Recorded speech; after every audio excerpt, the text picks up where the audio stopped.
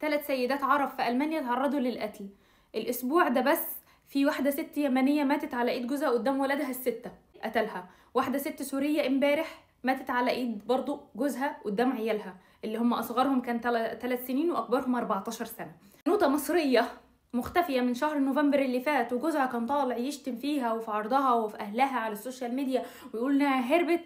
اكتشفوا إنه كان قاتلها ودفنها في الغابة بمساعدة أخوه، بقاله 7 شهور دفنها في الغابة، وطالع بقاله 7 شهور بيتكلم عليها وعلى عرضها على السوشيال ميديا.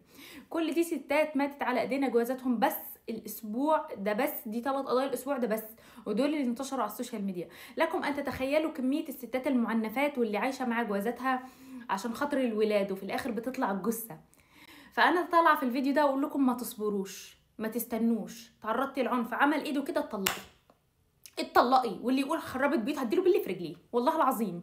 لان فعلا ما فيش ست بتصبر على العنف وبيتعمل لها تمثال بعدها يقول لها واو صبرتي برافو.